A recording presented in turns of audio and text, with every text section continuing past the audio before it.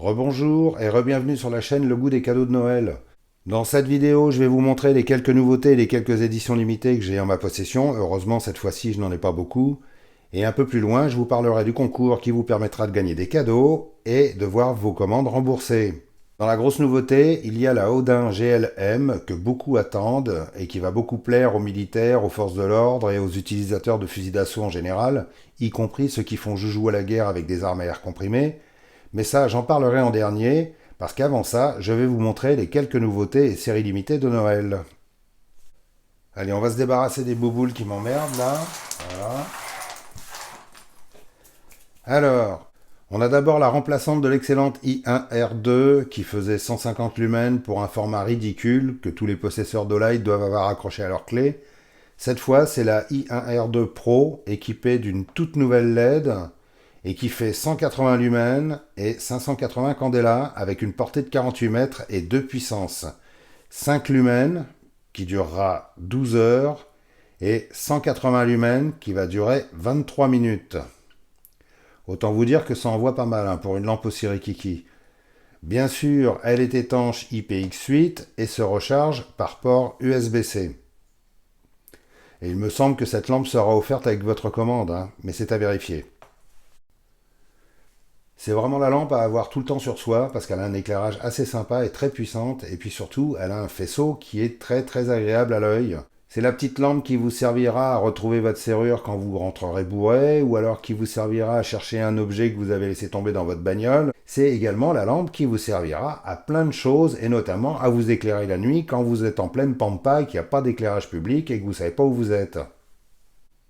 Autre nouveauté très sympa, c'est la Obulb MCS, que j'attendais impatiemment parce que je trouve le principe vraiment bien. On retrouve les mêmes fonctions que sur la Obulb MC, avec ses différents types d'éclairage, blanc faible, blanc fort, rouge, vert, bleu, couleur chatoyante pour mettre de l'ambiance dans la chambre de votre ado quand il recevra une copine de classe pour faire ses devoirs, prévoir des préservatifs et un rouleau de sopalin, c'est indispensable pour les devoirs. Couleur défilante pour votre ado quand elle fera une soirée pyjama avec ses copines, en écoutant à fond les symboles de la culture musicale française, Black M et Maître Gims. C'est juste un exemple. Et rouge clignotant pour quand vous aurez besoin de rouge clignotant, quoi. Voilà. Alors la différence de cette Obulb MCS avec les modèles MC, c'est qu'elle a un capteur de mouvement, donc elle détecte les mouvements, ce qui veut dire que si tu bouges une oreille, je le saurai parce que la lampe s'allumera, c'est compris ? C'est bon, t'énerve pas, oh. Et cette fonction, je trouve ça très malin. Et ce qui est bien pensé aussi, c'est qu'elle s'allume sur la puissance faible. Et elle ne fonctionne de cette façon que si elle est posée sur son chargeur, branché. Donc c'est une lampe que vous pourrez laisser brancher en permanence dans le couloir ou dans la chambre de pépé, ce qui lui évitera de se perdre en allant pisser 5 fois par nuit. Rigolez pas, on verra quand vous aurez son âge. Et sinon, vous avez toujours le mode game qui existait déjà sur la MC, qui permet, en appuyant entre 5 et 200 fois, d'activer une fonction lumineuse aléatoire et tournoyante. Autant vous avouer que je n'ai jamais réussi, je suis une vraie brêle à ce jeu.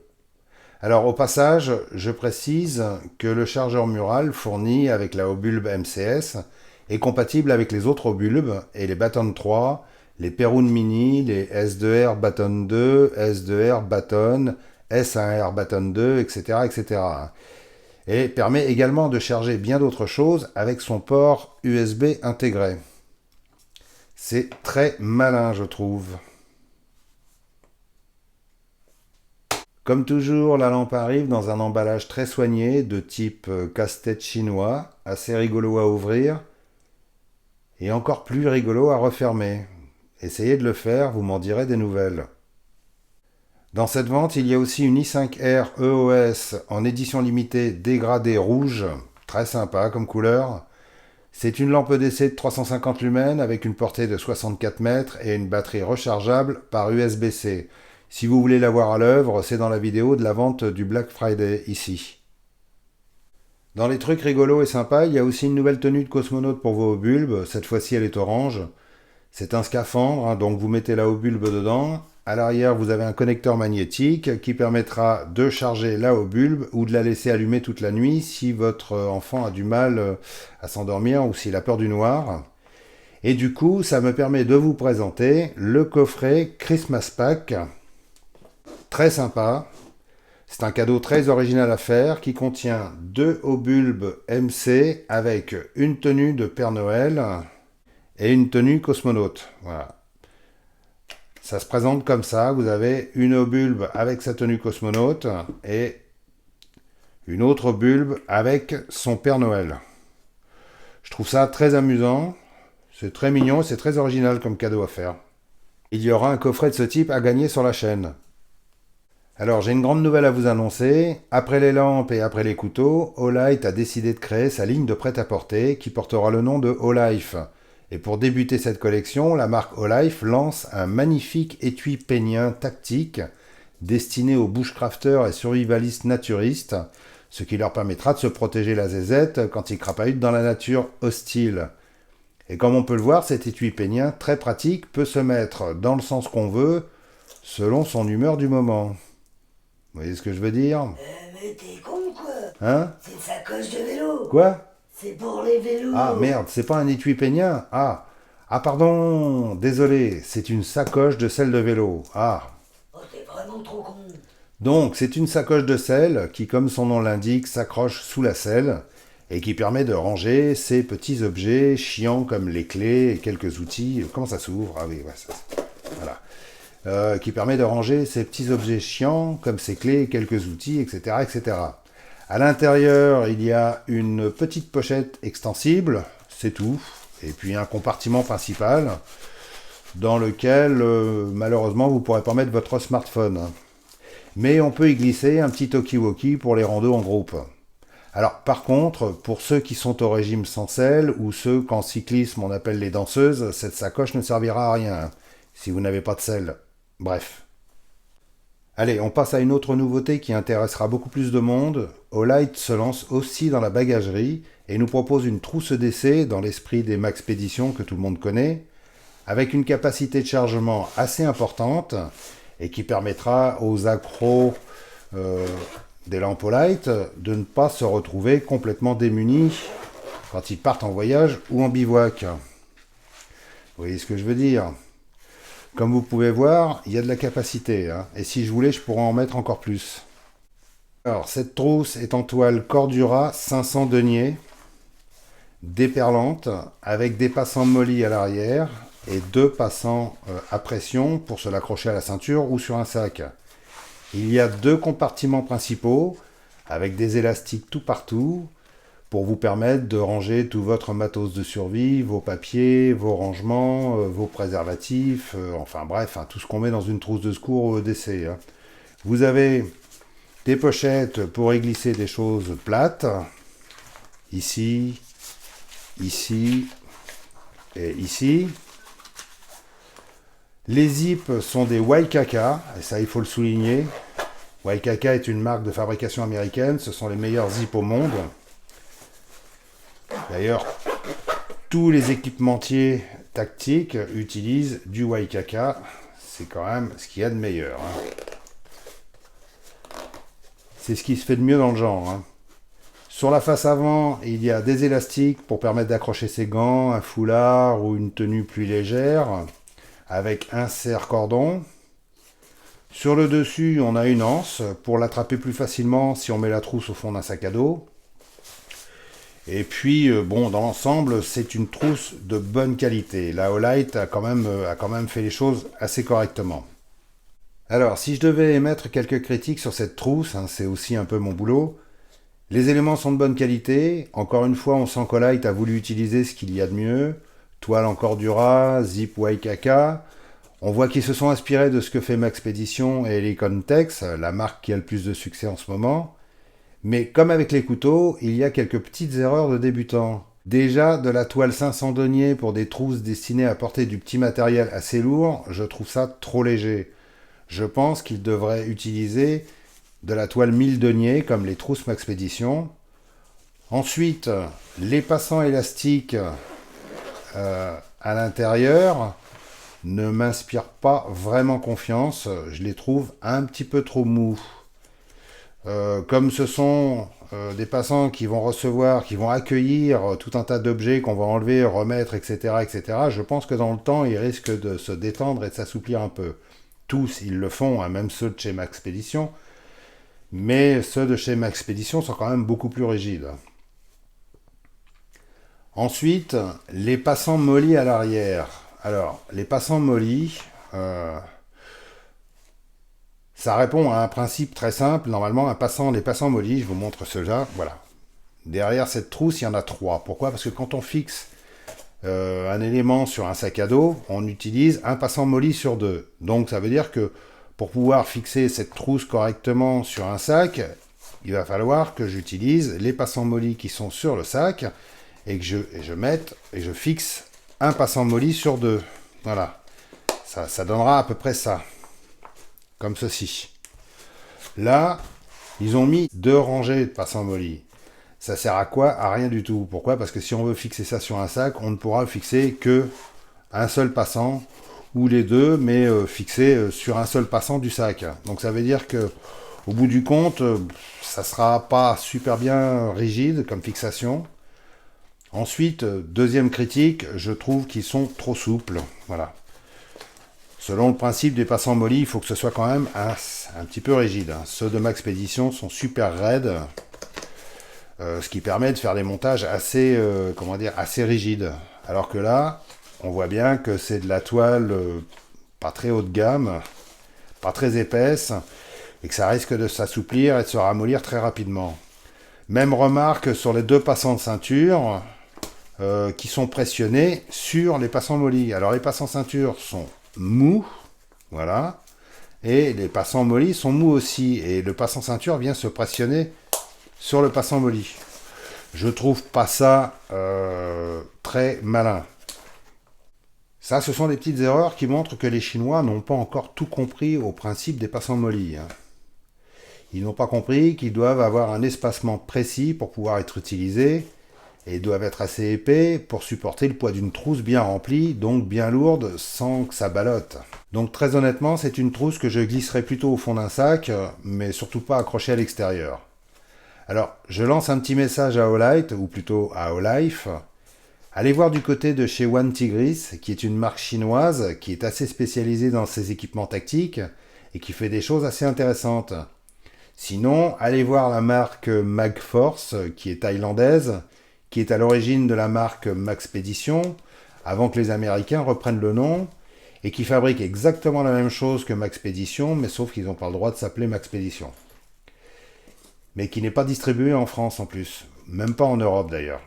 Voilà, c'était mon opinion sur cette trousse d'essai. Je suis assez pointilleux, c'est clair, mais bon, maintenant il faut savoir que ça coûte 25 balles, hein, et que je pense que pour 25 balles, on a de la vraie toile Cordura, des Ipwa-KK, et c'est déjà très bien.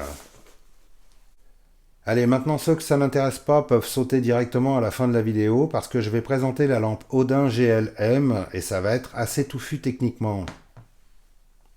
Alors la dernière fois, j'avais présenté l'excellente Balder Pro R, qui est une lampe pour armes de poing et d'épaule équipée d'un laser comme celle-ci. Et comme on me demande souvent de présenter un peu plus de lampes pour armes, j'en profite pour vous montrer cette nouvelle Odin GLM. Alors pour les néophytes que ça intéresserait quand même, en résumé, c'est une lampe tactique destinée à être fixée sur une arme de type fusil d'assaut, munie de garde-main, avec système de fixation M-LOK. Le garde-main, c'est ce qui entoure le canon et qui permet de tenir l'arme pendant qu'on tire sans se cramer les mains. Parce que ça chauffe quand même pas mal au bout de quelques rafales, hein. Et l'intérêt de cette Odin, c'est qu'elle est munie d'un système breveté par Olight qui permet de l'enlever facilement de l'arme pour l'utiliser comme une lampe à main. Ceux qui ont déjà eu l'occasion de tester les premiers modèles savent que c'est carrément pratique de pouvoir enlever et remettre la lampe en 2 secondes, hein, sans être obligé de se retaper tous les réglages. Parce que cet Odin GLM, comme sur la Balder Pro R, a un laser vert intégré à l'optique de la lampe. Donc c'est un organe de visée, donc c'est sensible au choc, et techniquement c'est quand même une sacrée performance. D'ailleurs Olight a mis 1 an à développer ce système à cause de pas mal de contraintes techniques. Donc cette Odin GLM n'est pas qu'une simple lampe de poche dans laquelle on a foutu un laser. C'est une vraie lampe professionnelle très puissante avec un vrai laser de visée très puissant. On va voir ça en détail. D'abord, je vous donne ses spécifications. Elle fait une puissance maximum de 1500 lumens, avec une intensité maximum de 11 556 candela, avec une portée de 215 mètres. Elle fonctionne sur 3 modes et 2 niveaux, high et low. Un mode lampe seule, un mode lampe plus laser et un mode laser seul. En mode lampe seule, avec une batterie pleine, le niveau high sera de 1500 lumens pendant 2 minutes 30. Ensuite, ça descendra à 37% pendant 168 minutes. Ensuite, ça descendra à 20% pendant 20 minutes. Le niveau low fait 300 lumens et durera 6h30. En mode lampe plus laser, on est sur les mêmes puissances, mais avec une durée légèrement inférieure. C'est logique avec un laser en plus. Le laser est de classe 3R, il fait 50 mW et durera 90 heures en usage continu, avec une portée efficace de 20 mètres de jour. La lampe est alimentée par une batterie au format 21700 de 5000 mAh. Elle est étanche IPX4, c'est-à-dire qu'elle résistera à de fortes projections d'eau, et elle est résistante aux chutes d'1,50 m. Elle arrive dans une belle boîte blanche, la lampe est bien protégée dans sa mousse. Tout au fond, on trouve la commande déportée avec son système de fixation sur rail, un petit sachet qui contient 2 petits colliers de fixation. Dans une petite boîte, on trouve le cordon de charge magnétique, 2 clés 6 pans pour le montage et les réglages, et de la visserie supplémentaire pour fixer la lampe sur des supports un peu différents, et le système de fixation de l'ensemble. Et bien sûr, il y a une notice très complète en plusieurs langues. Cette Odin GL est fournie avec le tout nouveau contacteur déporté magnétique à 2 boutons que je n'avais pas pu vous montrer la dernière fois, et qui a l'avantage d'être compatible avec la Warrior 3 et avec la Warrior X3. Et ça, c'est carrément génial parce qu'avant, chez Olight, on avait souvent quelques problèmes de compatibilité entre les différents accessoires des différentes lampes. Et là, enfin, ce contacteur déporté à 2 boutons fonctionne aussi bien sur les 2 modèles phares de la marque. Puisqu'elle a 2 boutons, on peut bénéficier des 2 modes. C'est-à-dire là, je suis en mode low et là, en mode high. Sur la Warrior 3, qui doit être programmé en mode strobe. Là, je suis en turbo et là, j'ai le strobe. Et ça, c'est quand même un gros avantage de pouvoir utiliser cette commande déportée sur les différentes lampes. Ce contacteur déporté permet d'utiliser la lampe aussi simplement qu'avec le tile switch, le bouton arrière. Vous faites un appui bref sur un des 2 boutons pour l'allumer en fixe et un appui long pour un allumage ponctuel. Voilà, c'est carrément pratique. Hop, ou alors, hop. En plus, il a ce système breveté qui permet de la fixer solidement à la lampe. C'est vraiment bien trouvé et super fiable. Pour le retirer, il suffit de tirer sur la bague. Et sinon, vous pouvez y aller, ça risque pas de s'arracher. La commande déportée est fournie avec un support pour rail Picatinny qu'on peut virer pour ne garder que la commande, qui se trouve ici à l'intérieur, qu'on pourra fixer avec du velcro adhésif ou les petits colliers fournis avec la lampe. La lampe est fournie d'origine avec le système de fixation M-Lock complet. Alors, pour vous montrer comment ça fonctionne, c'est assez simple, mais bon, j'ai pas de fusil d'assaut sous la main. C'est pas trop compatible avec la famille qui vit à la maison. Mais en gros, vous avez une partie qu'on fixe sur le garde-main de l'arme. Voilà, vous avez par exemple l'arme comme ceci. Vous fixez ceci avec les vis qui sont fournies avec. Enfin, ce sont des vis, des petites goupilles spéciales qui viennent se fixer comme ceci sur le canon de l'arme.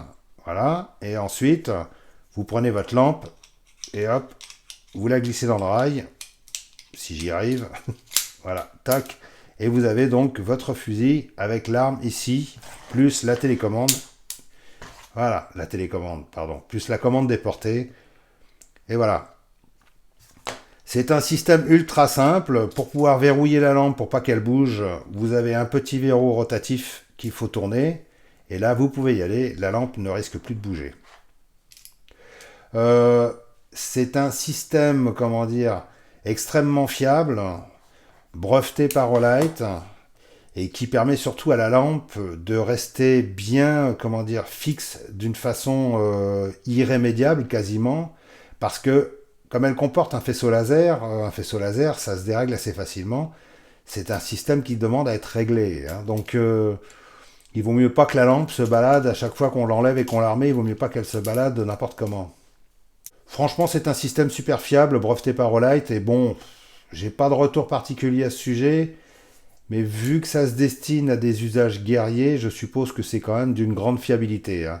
Si certains parmi vous avaient des infos ou un retour à faire, je suis preneur.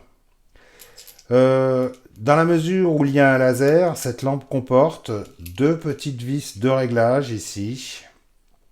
Parce que quand vous aurez fixé votre lampe sur votre arme, il faudra fatalement faire le réglage du faisceau laser pour pas tirer à côté, quoi. C'est normal, ça demande toujours un petit ajustement. Donc vous avez deux petites vis de réglage ici pour régler le faisceau laser.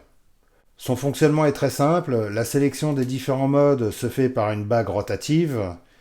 Ici, vous êtes en mode lampe, comme ceci. Ici, vous êtes en mode lampe plus laser. Et ici, vous êtes en laser seul. Ce qu'il faut savoir, c'est que l'activation des trois positions ne se fait pas mécaniquement, mais magnétiquement. Donc, c'est censé mieux supporter les multiples manipulations. Là encore, je n'ai pas assez de recul sur ce système. Inutile de vous préciser que les finitions de cette Odin sont impeccables. Elle est un peu plus longue que la Warrior 3, c'est assez compréhensible, parce que la Warrior 3 est dotée d'une lentille TIR. Ce sont des lentilles de nouvelle génération qui sont moins profondes que les cônes réfléchissants classiques. Et comme on peut voir, la Odin a une optique plus profonde dans laquelle vient se loger le laser. Sinon, côté physique, ces lampes sont assez ressemblantes. Hein. La couronne crénelée de la Odin est un peu moins agressive que la Warrior 3, ça peut se comprendre. Et la Odin a une partie fixe qui permet de la fixer sur le rail du support d'arme. Mais on peut également y fixer un support pour rail Picatinny ou une bague tactique qui sont vendus en option et que j'aurais bien aimé vous montrer, mais comme souvent Olight a omis de me les envoyer. Ça m'agace un peu parce qu'en général je les reçois un mois plus tard quand ça sert plus à rien. Donc avec la bague tactique vendue sur leur site, on peut transformer cette lampe en lampe de travail classique. Et c'est tant mieux parce qu'on passe pas sa vie avec son arme à la main à tirer sur des méchants. Hein.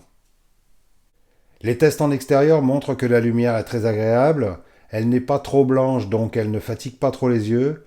Son faisceau est assez large mais sans arroser partout, ce qui permet une utilisation très polyvalente. Et la puissance des 300 lumens est largement suffisante pour un usage courant sur une arme. Cette lampe n'a pas de strobe, mais bon, comme je l'ai déjà expliqué, le strobe en usage tactique ça ne sert pas à grand chose. C'est surtout bon pour aveugler des agresseurs dans un espace réduit, alors que sur le terrain, on a surtout besoin d'un faisceau puissant et précis, et qui plus est avec un laser, et c'est tout à fait le rôle de cette Odin GL-M. Allez, on passe aux promos et aux concours. Alors, pour cette vente de Noël, je ne vais pas vous faire de détails, mais pour ceux qui veulent s'équiper en bon matériel, c'est le bon moment, il y aura de très belles affaires à faire. Comme par exemple, pour les pratiquants de VTT ou de rando vélo, qui ont besoin de beaucoup de lumière avec beaucoup d'autonomie, il y aura la méga puissante RN 3500 avec sa méga batterie à moins 50%, ou alors vendue en pack contenant la RN 3500 plus le feu arrière intelligent RN 100TL plus une I1R, c'est pas facile à prononcer ça, plus une I1R Pro noire plus une I1R Pro orange, et le tout pour moins de 120 €. Bon, je peux vous dire que si vous faites le total séparément de tout ça, c'est pas du tout pareil. Hein. Si vous voulez savoir ce que donne la RN 3500, j'ai fait une vidéo ici. Sinon, je vous invite à aller voir sur leur site, ils font des prix pratiquement sur tout. À ce propos, comme je l'avais déjà annoncé dans la vidéo précédente sur les couteaux au knife, pour cette vente, il y aura à gagner un O-Knife Beagle et un Christmas Pack, comme celui que je vous ai montré. Et il y aura aussi 2 personnes qui seront tirées au sort et qui auront leur commande intégralement remboursée si elles ont utilisé les liens que j'ai mis sous les vidéos ou sur ma page Facebook. Pour participer, les règles sont simples. Comme les dernières fois, il faudra être abonné aux 2 chaînes. Et j'insiste encore là-dessus parce que beaucoup de gens n'ont toujours pas bien compris et participent régulièrement à mes concours sans être abonnés aux chaînes Le Goût des Lames et Le Goût des Lampes. Et pourtant, c'est pas faute de le répéter, lol. Ce qui fait qu'ils sont éliminés d'office du concours. Donc, premièrement, il faut être impérativement abonné aux chaînes Le Goût des Lames et Le Goût des Lampes. Deuxièmement, Il faut regarder les 2 vidéos que j'ai fait sur les 2 chaînes. Celle des couteaux ne pareil que sur le goût des lames, donc ça fait déjà ça en moins. Troisièmement, mettre un pouce et laisser un commentaire sur chaque vidéo sur les 2 chaînes, en évitant les copier-coller, s'il vous plaît. Pour ceux qui passeront commande en utilisant mes liens et qui aimeraient avoir leur commande remboursée, pour changer un petit peu des dernières fois et que ce soit plus simple, mettez dans votre commentaire le hashtag le goût des lames comme celui qui s'affiche à l'écran. Ce sera plus facile pour moi de vous repérer dans cette forêt de commentaires. En général, vous êtes environ pratiquement 300 à commenter sur chaque vidéo, donc ça fait quand même pas mal de monde. Donc le hashtag le goût des lames en bleu, ça se verra mieux. Et puis j'espère que ceux qui auront leur commande remboursée auront un minimum de correction pour me prévenir quand ce sera fait à l'adresse giveaway@gmail.com. J'ai un peu l'impression de pisser dans un violon en disant ça, parce que j'attends toujours des nouvelles des 5 premiers. Voilà, je vous remercie d'avoir regardé cette vidéo. Pour info, la vente de Noël au like débutera le 13-12 à 20h et se finira le 17-12 à minuit. Donc faites-vous plaisir. Et pour soutenir la chaîne et avoir la chance de voir votre commande remboursée, utilisez les liens qui sont dans la description sous la vidéo, vous y trouverez également tous les autres renseignements. Et je précise que le concours se terminera en même temps que la vente de Noël. Merci pour votre attention et à bientôt.